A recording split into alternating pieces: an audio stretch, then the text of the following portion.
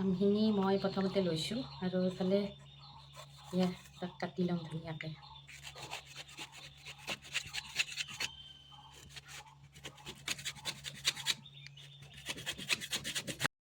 আৰু piece piece বনাম, 4টা পিচৰ এনেকৈ মাজেদি কাটি পেলাই এনেকৈ 4 পিচ বনাম। আৰু বাকলিও উঠোৱা নাই, একো কৰা নাই, এনেকৈ কাটি ল'ম মই আমখিনি।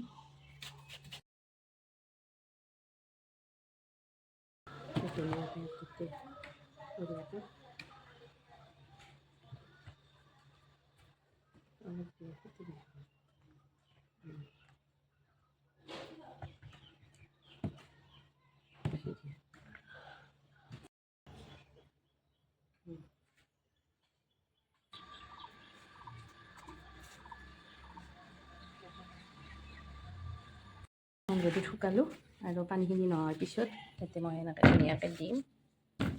বঢ়িয়াকৈ বস্তুটো লৈ লওঁ। ধুনীয়াকৈ নিমখ বেছিকৈ আৰু বেছি পৰিমাণত নিমখ দিম আৰু 2 দিনৰ কাৰণে ৰাখি থৈ দিম। তাতে ঢাকনিখন মাৰি 3 দিনৰ কাৰণে এনেকৈ ৰাখি থৈ দিম।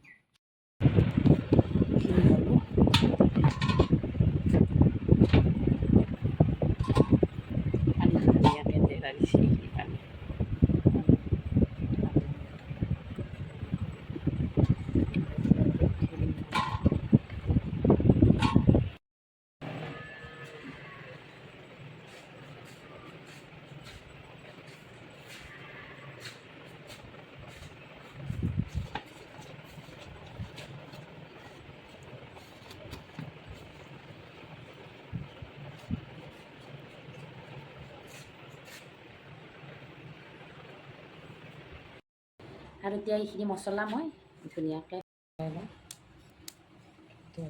এইফালে দিম এইখিনি সৰিয়হৰ, বগা সৰিয়হ, তাৰপিছত ক'লা জিৰা, কালজিৰা আৰু এইটো মেথি, পাঁচফোৰণ এইখিনি দি বঢ়িয়াকৈ লৰাম। দিম ভজা চব বঢ়িয়াকৈ অলপমান এইখিনি ৰ'দৰ পৰা আনিলোঁ, অলপ অলপ শুকাই এতিয়া ৰখি আছিলোঁ। এতিয়া অলপমান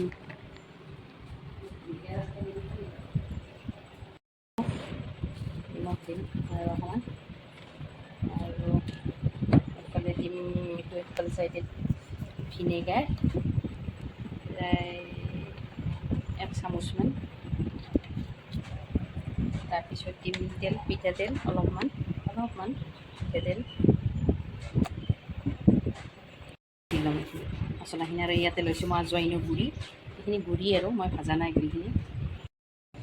তেতিয়া মই পিচিম মছলাখিনি ধুনীয়াকৈ সানিম, ধুনীয়াকৈ এনেকৈ সানিম।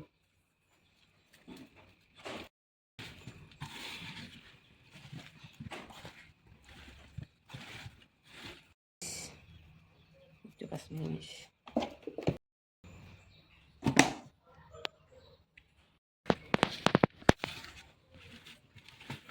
বস্তু এনেকৈ পিচিম বঢ়িয়াকৈ পিচিছিল মছলা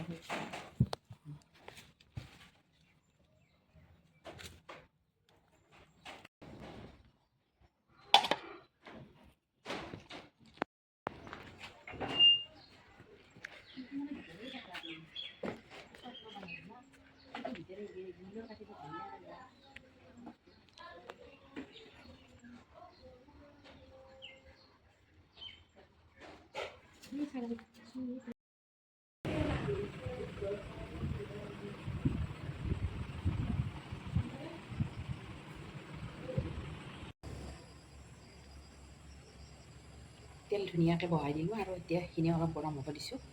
তেলখিনি গৰম হোৱাৰ লগে লগে মই তাতে ধুনীয়াকৈ চাহখিনি দি দিম। এখন ভৈয়ামৰ পৰা আনি ৰাখিছিলোঁ।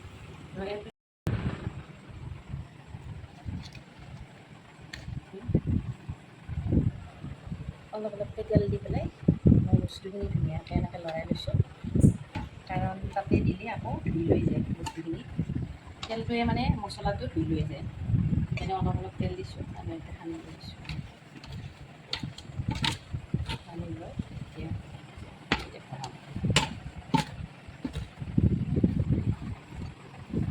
এতিয়া এইফালে ৰাখিছোঁ একদম ধুনীয়াকৈ বৈয়াম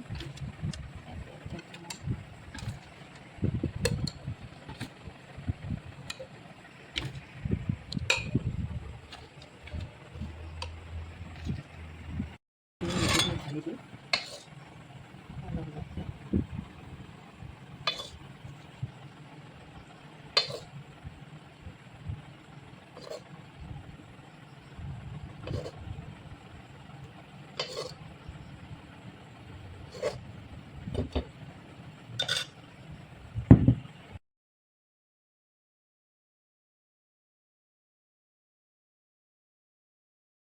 ধুনীয়া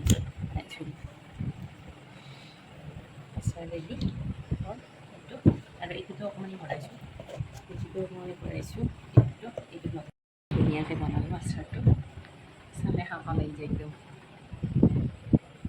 চালে খাব লাগি আছে পুৰা আচাৰ ৰেডি আৰু এইটো বনালোঁ আপোনালোকে এনেকৈ আমৰ আচাৰ এতিয়া গৰমত জলটো পূৰা বনাই থৈ দিয়ক তাৰে পাছত এতিয়া খাব পাৰিব আৰু এইফালে মই এইটোতো বনাইছোঁ অলপমান এইটোতো ভৰাই থ'লোঁ এতিয়া এইটোতো ভৰাইছোঁ এইখিনি ভৰাইছিলে